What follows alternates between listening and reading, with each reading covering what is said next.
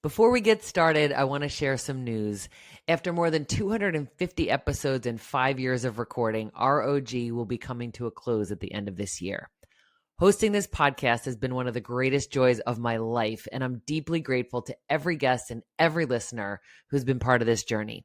Between now and December, I'll be bringing you inspiring new conversations with incredible leaders and change makers. And in our final episode, I'll share more about what's next. For now, let's get started with today's guest. We grow when we give. We grow when we give. We grow when we give. Nosotros crecemos cuando damos. We grow when we give. 与えるとき成長する。 We grow when we give. Welcome to ROG, Return on Generosity, a podcast celebrating generosity at work. Not financial giving, giving valuable time, alternative perspectives, and genuine collaboration. As you know, ROG is coming to a close at the end of the year, or a pause, we'll see. But I couldn't wrap until I had the privilege of sharing today's guest with our listeners, Kate Paine. Kate is the Vice President of Corporate Marketing at Saint-Gobain North America, a global leader in sustainable building materials. She leads brand strategy, growth marketing, digital transformation, and customer experience across the region. Across her 25-year career, including roles at Ben & Jerry's, the Hershey Company, and Land O'Lakes, Kate has been known for building high-performing, people-centered teams that innovate with purpose. She believes that business should create value for people and the planet, not just profit. What I appreciate most about you, Kate, and this is an extraordinarily long list, is how you lead with equal parts clarity and compassion. I've had the privilege of seeing that up close, the way that you listen deeply, you empower generosity, you build cultures where people feel safe and take creative risks. Kate is also a runner, artist, gardener, and a proud Lego enthusiast who builds many things with her son. Welcome to ROG, Kate. Thank you, Shannon, so much. It's so good to be here, and I'm really glad that I snuck in right at the last minute here. Thank you. Yes. Like I said, this just felt incomplete until I got to share your voice. There's so many things that you do and believe in how you operate that are so congruent with generous leadership. So you've built a marketing organization that delivers results and honors people.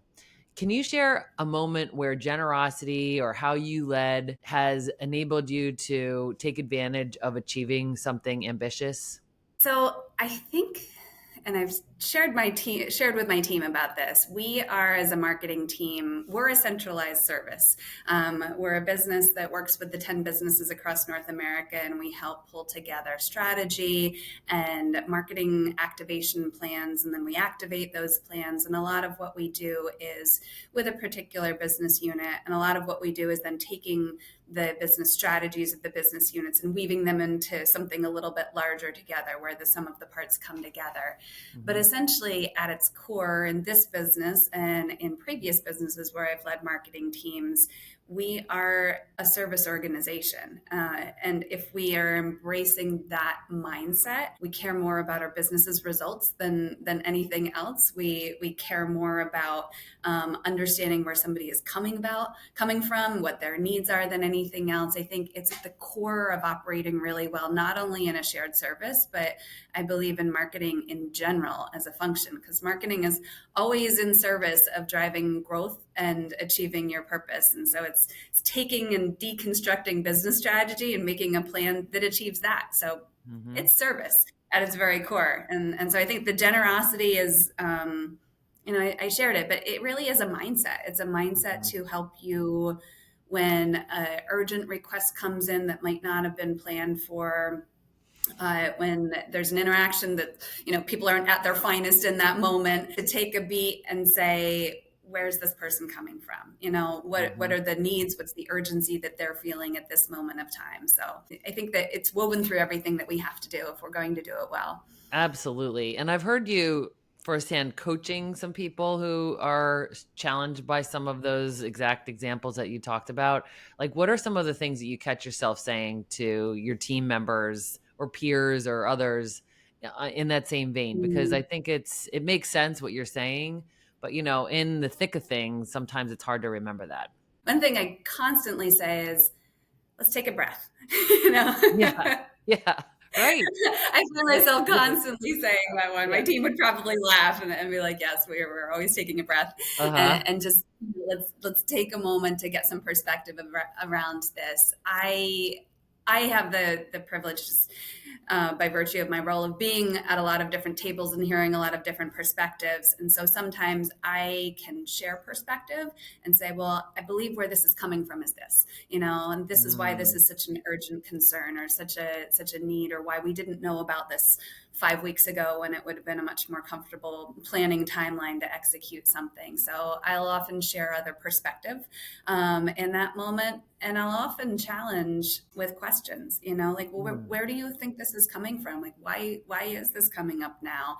Mm. Sometimes hard challenges on our own team, like, could we have seen this coming any earlier? And what would it look like if we tried to figure out how to do this instead of do that? So a lot of challenges, a lot of curiosity, Yeah. and I would say just Yeah. a lot of perspective taking of other folks across the business.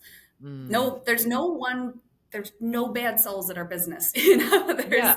Right. We are It's good all busy and we are intentions. all motivated. And yeah, Mhm. so I think generosity and assuming a positive intent is a really important part of it. Yes, and we've talked about this. It's so easy to say that, assume positive intent. It's just not easy to do that. So, Right.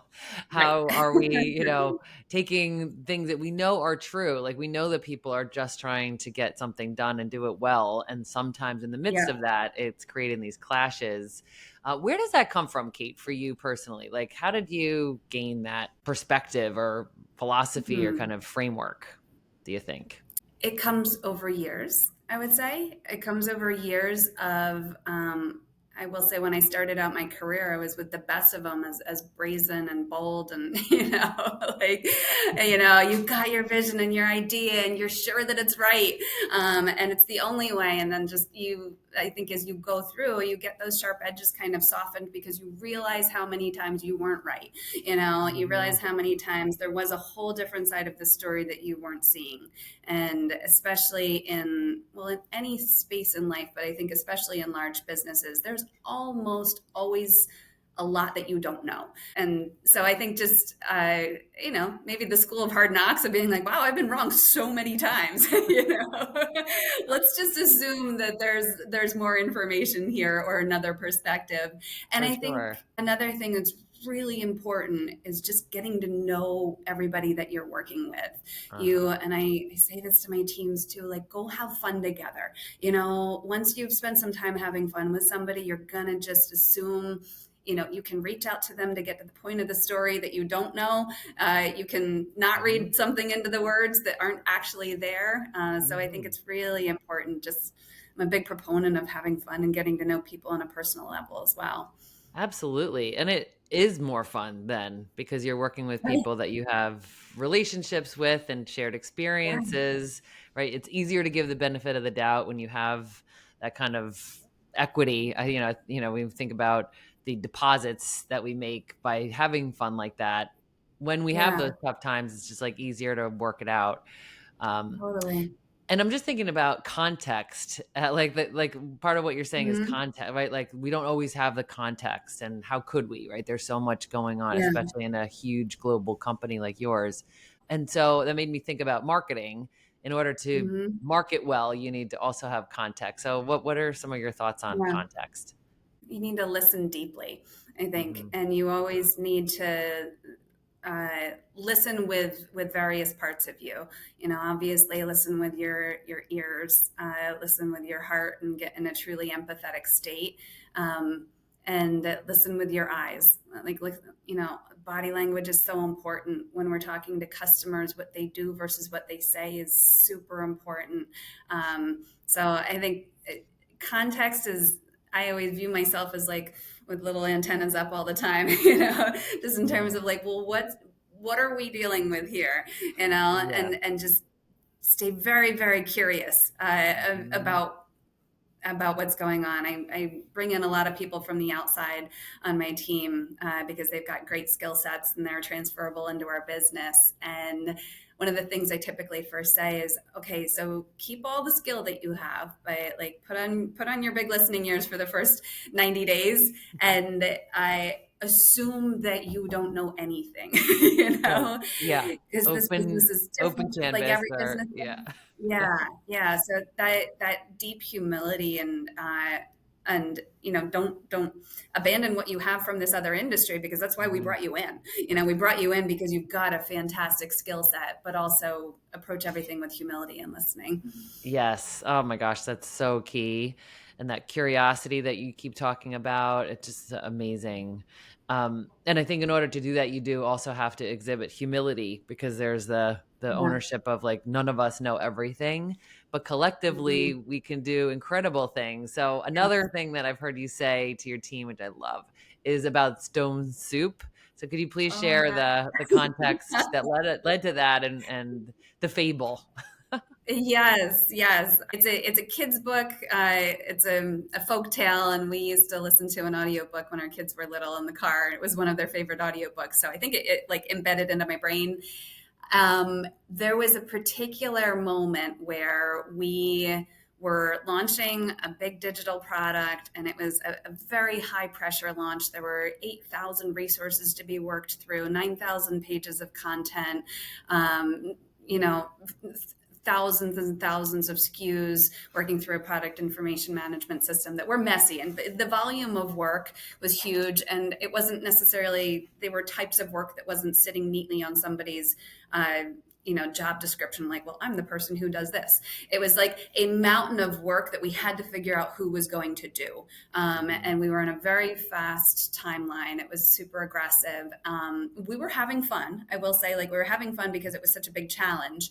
But we got to a couple of semi-crisis points where a new fact was found, and when we extrapolated that out into the impact, we realized we weren't going to launch on time, or we realized that there was this whole new body of work that we had to take care of prior to taking care of something else. And it's just the nature of large digital products. And I remember at one point we were sitting around this conference. We have a favorite conference room. We were sitting around the table looking at it, and we just said, okay, who can pitch in? And I'll return to a moment for the folktale for anybody who doesn't know it. It's these three travelers. They come to a village. They knock on doors to ask for hospitality. Nobody lets them in. People are looking through windows. And so they get a big cauldron and they put a stone in it with some water and they start to cook the soup. And people are curious. They're like, what's going on? And they say, well, it would taste a little bit better with a parsnip or with an onion or with some carrots in here. And so one by one, the villagers were like, well, I have some carrots. I can share some carrots. Or, I can share some onions. So they make this incredible, beautiful, savory soup, and then the villagers eat together. So it's a story of coming together. And at that moment in time, my team they did exactly that. They were like, well, I have some extra time, or I know somebody who can help with this, or maybe if I took a look at it through, I'm a spreadsheet expert, I can maybe simplify something here, or let me take another look, and everybody just put their hands in the middle. It was a team of about 17 people around the table, and the generosity was so Mm. huge. And so it was, that product, when we launched it, was birthing a product that everybody had their hands and everybody had their heart in and their Yeah. soul in. And I Mhm. think it was just such a proud moment for the team. And I was mostly proud of the spirit of generosity that was sitting there in the middle of that table at that moment. Yes. Oh, I love that story. Thank you for sharing it. And that was fun, even though it was a lot of hard work and long hours and all of that. But, Yes. to work out something like that together with the spirit of generosity and contribution and Yeah. knowing like none of us could have made this soup alone, but together Right. you created it. I mean, that's such a great ROG story. I love it. Yeah, It me still gives me too. Me too. goosebumps. Yes. And another thing that you often say is progress over perfection. I mean, I think we can't say that enough. Can you share a Yeah. story of when there was a moment where you needed to like live that yourself or where you stated that to the team so that you could generate some more confidence Yeah. or curiosity? Every single day, many times a day, I would say. We have it's not my acronym, but we call it GMO, good enough, move on. Yeah. And so we'll often be like, GMO it, like it's Emo. 80%. I think it's inherently tied to risk tolerance and, as we would all know, like psychological safety on teams. And do you have the ability to put out a bold idea or show something that's half baked and have somebody build on it versus critique it. So we work really hard on building a safe space. There's a book that I read so many years ago that I can't even remember, but I think it was called Art and Fear. And it was that idea that they talked about the pottery class where you either got graded on the quantity of pots that you made by the end of the semester or one perfect pot. And inevitably, the people who went for quantity would create the best pot as well, because they had no fear. They had no fear, and they just created. And it didn't have to be perfect. They tried wacky things, they tried serious things, and so we try to take that spirit on our team as well. That idea of just create. Remove the fear. What's the worst that could possibly happen? A lot of people say we're not necessarily saving lives here. What's the worst that can happen if you make a bad social media post or like you try a new idea for something and it wasn't good? Oh, well, we learned something. We'll Let's learn move on. and we'll move on. Yeah, exactly. Yeah, we intend to try to foster that on the team, that idea of like lean into risk. Take your crazy ideas, make them into something, and somebody will pick it up and build on it. And there's no failing, there's just learning. Exactly. Right on. Right. And it's iterative and it's building. It's almost like improv in that you're yes ending things, right? It's like, yes, and we could also, and building. So that progress over perfection and the GMO, good enough, move on, right? It just frees people up from that. And back to the good intentions, right? The intention is to make something that's absolutely amazing, and that's great. But in the spirit of that, like you could do nothing because what's perfect, really? Yeah, totally. So you model conscious leadership every day, like with your presence, your awareness. You talked about psychological safety, intentionality. So what does that actually look like in such a high speed, high stakes environment? You are cranking out so much work year over year. I mean, how do you do it? I joke with my team. I say I fully have embraced, I'm a little woo-woo at this point. I definitely do. We start our team meetings first with a safety moment, and then after that with square breathing. Take a breath. You said that, like literally take a breath. So anybody who joins my team, they have to put up with that at the beginning, where they're like, why are we all closing our eyes and breathing at the beginning of staff meeting? But I think it's important. A couple of things that I do, and I will say I embrace mindfulness-based stress reduction as a practice, breathing, manipulating your nervous system so that you stay in a state where you're resilient and you can handle things calmly. And one thing that I do, not as religiously as I would love, but at least once a week, I usually exercise in the mornings and I greet the sun. And when I greet the sun at that moment, I try to pick one person from my team. It can be a direct report or not a direct report, and I just put their face in my mind. And for about 30 seconds or 60 seconds, I just have their face in my mind. And I think, what do they need today? What do they need? What do they need? Like, what's going on with them personally right now? What's going on from a work perspective? Are they set up to succeed and have a great day? So it's a little thing, but I think that it's the process of just making sure that as a leader, like I am a servant to my team. I'm here to remove barriers for them. I'm here to make sure that they're successful. My directors are here to make sure that their teams are successful. So I think as a practice, it's important. Yes, right. And I think that identity of what is a leader, right? I am of service to them. Like they are people that I'm responsible to. And then for you to take it even one step further, to like zero in on each of them and to even know something personal about them goes back to what you said earlier about investing, having shared experiences and getting to know people. People are so interesting, right? So like, why would you rob yourself the opportunity to get to know some of these incredible humans? And then for you to be really intentional about that. I think that's what I'm hearing you say. Like, even in the midst of all of the volume of activity, you're grounded in like these deep connections and the genuine care you have for them. That's what makes it good. That's what makes it worth coming to work every day, is the people. Yeah, no doubt about it.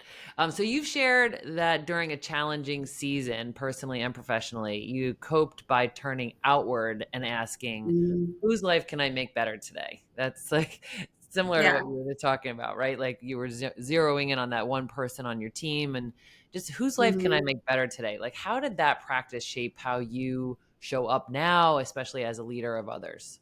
It probably was shaped over the years where I realized that it was an amazing hack.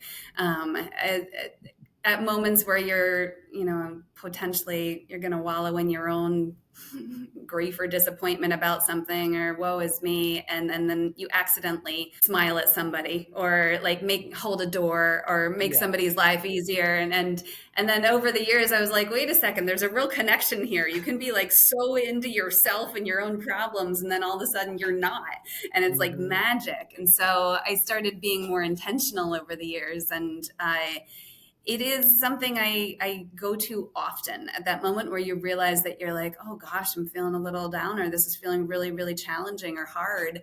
I literally feel like I'm turning myself inside out. I posture that way to some degree where you say, like, how can I do something kind for somebody else at this moment? Like, how Mhm. can I be a listening ear? How can I? It can be a simple thing in the grocery store, just, doing an act of kindness. It can be with somebody on your team. It can be checking in with them. And it just gets you out of that negative space really quickly. Yes. Oh my gosh, totally. Can you think of a time when you use that handily? Yeah, all the time. I went through breast cancer the last 2 years, and it's interesting in going through that. There's a lot of moments where you're like, this is really hard, Yeah. to do this. And then you just for a second, you remember, like, okay, so and so on my team, their dad just died. So and so on my team, their kid is sick. So and so on my team, they're dealing with this hardship or that hardship. And Mhm. nobody in this world is immune to hardship, and it is just, it's how well you get through it, Yeah. in the Right. end. So I think it's a regular practice, but certainly going through cancer treatments, it was helpful for me just to Mhm. intentionally redirect and be like, no one's immune to hardship, and we're all just going through some variety, and everybody you talk to has something hard that they're going through that they're not talking about at this moment. So operate with grace, you know? Mhm. Absolutely. That's so, so important and not easy to do. But when you talked about that hack, like it's a life hack, it's something all of us have access to. And there's no doubt that that helped your recovery. Do you agree? Yeah. Oh, absolutely. Yeah. I think it's so, the mind and the body connection is huge. Hmm. And so just mindset's important. Taking care of yourself in that process is important. And I Yeah. mean, just how you approach it and how you interpret it and the narrative that you apply to it. Yes. In terms of, it's not like, oh, woe is me. I got cancer. This happened to Hmm. me. Yeah. I think there's a different spin that you can put on that story, just in Mhm. terms of what it is to live the human existence, and work through the things that life throws at you. Absolutely. And I think you also, you don't ask for that this happened to you. You have managed through it with grace and dignity and gratitude. But you have also become like a spokesperson, right? You've been like somebody who people go to. You've been an advocate for self care and for breast cancer awareness Mhm. and all of that. I mean, can you say a little bit about just the responsibility that you didn't really ask for, but you got through this process? Yeah, it wasn't intentional. No, That's for definitely sure. not. And I didn't talk about it for a while. I kept it pretty private, mostly because, not necessarily because I was super uncomfortable talking about it, but I didn't want it to get in the way of things. There was plenty going on, and I shared it with a small circle of folks who knew that I was going through it. But somebody who I respect a lot at the company asked me, "Hey, would you share your story?"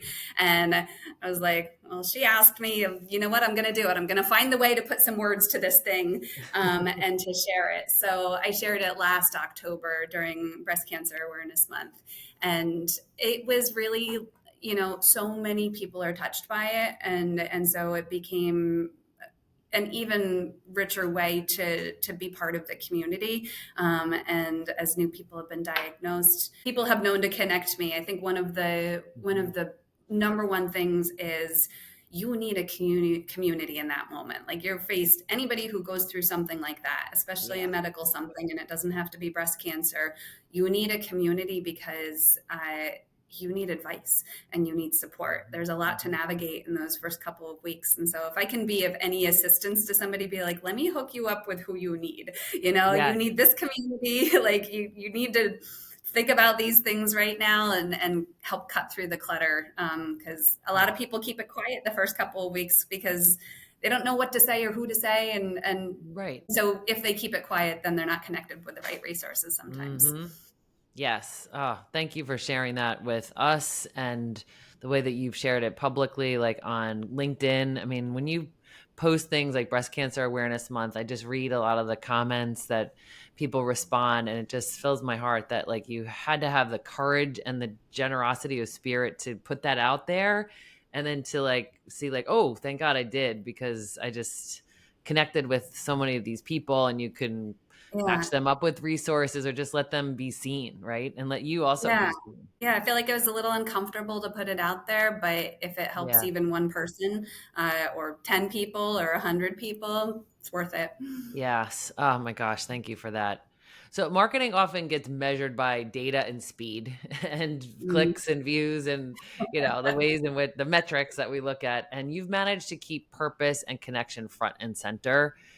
How do you help your team get grounded in why they're doing the work that they're doing? I think purpose can take so many different forms. Uh, Purpose can feel like belonging on a team. And because I belong on this team and this team is doing this thing together, I feel like I've got purpose. It can be as simple as that. I Mm, think for me, it can be as global as I want to help our company be a financially healthy, high performing company, because that means that we support a lot of people's lifestyles with yeah. jobs that are well paying jobs with great benefits. And that's really important. Just at a global scale, it can mean that we are a company and you're dedicating your resources to solving some of the stickiest sustainability challenges in our world. And you almost want to be part of a company that has some foot in a problem industry, because those are the companies that are leading change and have the power and the resources and the innovation and the R&D to lead change. Mhm. So I think always, conversationally, my team will say a lot, and we've worked together on this model in terms of like the airplane and where you're operating. And I often am saying, let's go back up to 30,000 feet. And why are we doing this? Mhm. And help in conversations insert the purpose and the reason.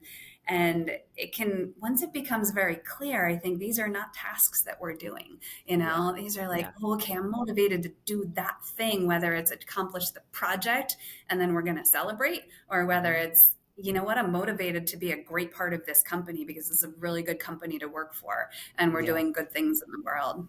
Bringing them back to the purpose. And when you talked about how each person contributes, so even just being a member of the team is purpose, and then the Yeah. work itself, and then the employment that it enables, and then the Mhm. products that your customers benefit from, and the ways in which they're building incredible places that are sustainable. So there's a lot of deep purpose for Yeah. individuals who work at your organization. And I think you making the time and space to bring everybody back to the things that really matter, including them as an individual, them as a member of the team, and then like the ripple effect Mhm. outward. Because the other thing that I've witnessed with your leadership is you create enough clarity of the mission or the purpose. Like this is the Mhm. goal, or here's what our strategy is. These are the pillars. These are like the, big umbrella kinds of things. And then you Mhm. open it up, make space for people to grapple with that, share their ideas. Mhm. And then I've seen you empower people to just go and run with it, right? Like you really Yeah. trust that they're going to lead with integrity and do the right thing. And I don't think Mhm. that's an easy thing to do as a leader. Tell me a little bit more about how you do that. Yeah, we have cultural values called tech at our company: trust, empowerment, and collaboration. The empowerment one, there's one version where you say it's out of necessity because we've got a lot to do and we need everybody to be operating at full capacity. And so, in order to do that, we're not going to get in the way. We're going to, empower you to go do your job and hire the right people who are smart people. Make sure that they're able to succeed, and then let them go succeed. So there's a part that's about necessity for sure. I would say there's also a really responsible part of that. I love in one of Brene Brown's books, and don't ask me which one right now, but you would probably be able to tell me. She talks about the process of empowering and delegating in a really responsible way. So, did you paint what success looks like, and do they know that? Can they play back to you what success looks like? Do they have the authority? Do they have the resources to do it? Do they have the knowledge to do it? So she walks through that, and I think I try really hard for our team at every level when I'm empowering my directors who report to me, when they're empowering their managers, when their managers are empowering their folks. Are we doing a really good job, not just being like, go do that thing, Yes, but yes. like doing such a lovely, careful handoff and series of check-ins along the way and coaching and guiding along the way so that our brains are staying in the same place. And also such a big fan, like it delights me so much when my team just produces such good work that I'm like, I couldn't even do that. Like, that's so much better than I could have done, and it makes me so happy. So I think like to get to that place where people are just, they're great at what they do is a lot about that handoff and being oriented toward their success. Yes. Oh my gosh, completely. And like it's just like this ripple effect, or this like, it's generative.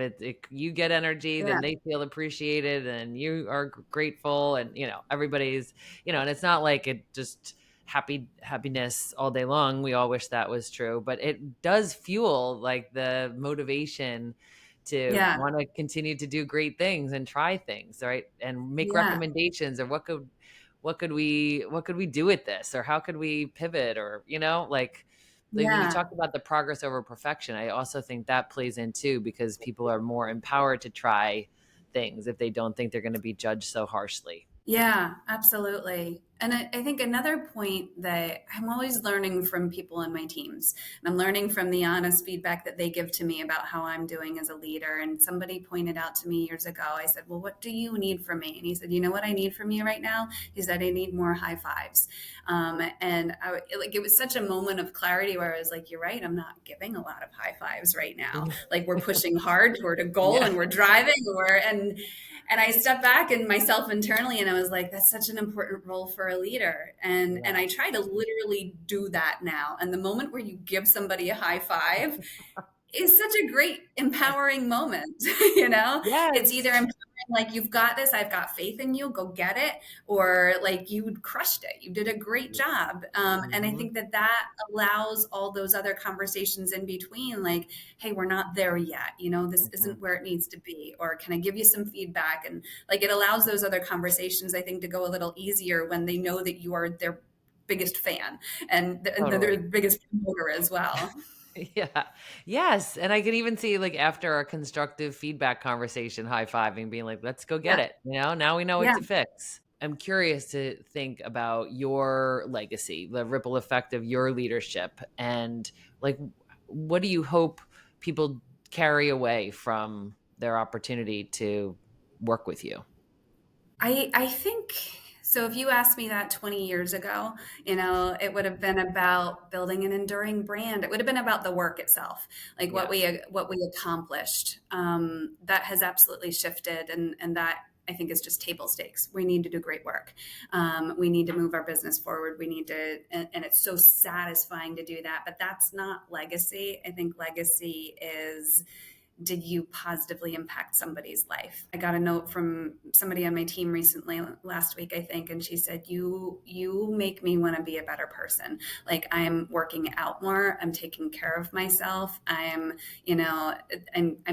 thriving because I'm part of your team, and I see you as a leader, and that to me was one of the greatest compliments. I was like, I want somebody to become a better person. Yeah. And I think that the personal and the professional are so interwoven. I don't necessarily believe in any strong line between the two, because when you're doing well personally, you're typically doing pretty well professionally. And when you are doing really well professionally, like when you're learning how to have hard conversations or push through and have perseverance, or, push yourself and do something that you didn't know how to do, or is hard for you, it's using your wrong hand, like Yes. you take that over into your personal life. It doesn't stop at like when you leave the office or when you shut your computer Yes. down. Those skills just make you into a better human as well. So I would say for me, the greatest thing I would hope is that the people who work on my teams and who I get to work with, that they become better, that their lives become better in some way. That's all I could hope for, Yeah, you know? that's it. Yeah. I mean, what a beautiful thing. Oh my gosh. Oh, you're making me emotional because I think you do. You do it. And I love that. So this is why you had to be on this show. No, So thank you. thank you for that. Are you ready for some rapid fire? Oh Rapid gosh, fire do you think I'm questions? good at thinking on my feet? Let's see. It Oh, can be you're good rapid at fire, this. it can be like, just intermediate fire. Yes, yeah. You're creative, so I trust it. This is gonna be fun. Okay, Okay. so one leadership value that you'll never compromise on. Integrity. The most generous act you've witnessed at work. Grace when somebody didn't necessarily deserve it. One word that defines a great team. Belonging. A piece of advice you'd give a new leader about staying true to their values. Whether real or imaginary, think of a role model in your mind and always say, would that person do this? Or what would that person do in this situation? Mm. So you're a Lego enthusiast. What's one of the favorite Lego sets that you have built? It It's doesn't all have with to be my son one. now. It's our whole basement is Lego. We just built a new Lego platform out of two 4x8s. But my favorite part, and he gets credit, not me, like we're building a city and a whole landscape right now. He decided to build a Mars base. And so he went above the HVAC ductwork in the basement, and there are Lego colonies up there now at this point. Oh wow. Yeah. I That's love the incredible. creativity. I love the imagination. So if marketing had a theme song, what would yours be? I'm going to say, because I like running to this song too, Don't Stop Me Now by Queen. Yes. Oh, Good that's one, so right? good. Yeah. Yes. How about a corporate buzzword that you'd happily ban forever? And you don't have to limit this to one. I was going to say, at one point, I wanted to ban all of those. Now, admittedly, I find them very useful internally as long as you don't use them externally. I will pick on synergy. It's a very useful term, but gosh, there's a lot to unpack there. What is a synergy? We know what it is. But Tell yeah, me what that I means. will Yeah. say what gets banned is when I use them at home and my kids are like, Mom, that's a work word. Like, Yes. I you're know. right. That is. Like, can you close the loop on this? Yeah. Like, seriously, can you?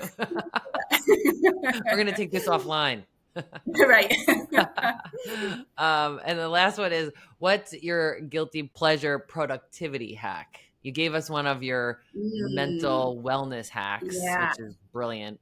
You actually gave us a couple of them. But what's a I use my productivity hack calendar. you use? I would say I absolutely use my calendar to plan ahead. And so, I block time early in the morning and I will label that time like look at the month ahead or like, look 3 months ahead. So I'll place little nuggets all over my calendar all year just to remind myself about what I should be paying attention to and what time horizon I should be planning for. Brilliant. We're stealing that one. Well, Kate Paine, thank you for being you and staying true to who you are and creating that ripple effect that you do, and for allowing me into your life and really just for sharing your wisdom with me and our listeners. I'm so deeply grateful for you. Oh, same, Shannon. Thank you so much. I knew from the moment that we met, I was like, all right, we've got a connection here. I think we speak the same language. We share the same values. So it's been a true pleasure. Thanks for listening to ROG and for being a member of this community. As we wrap up this chapter of the podcast, I'll be sharing what's next, including updates on my book, The 5 Degree Principle, and my online course, The Power of 5 Degree Change. And if you're looking for another show that celebrates generosity and kindness, I encourage you to listen to Crazy Good Turns, hosted by Frank Blake at crazygoodturns.org or wherever you find your podcasts. Until we meet again, stay generous, everyone.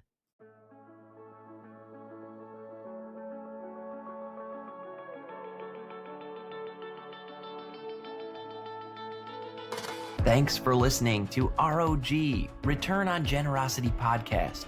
Please help us grow by subscribing and reviewing us on your favorite podcast player.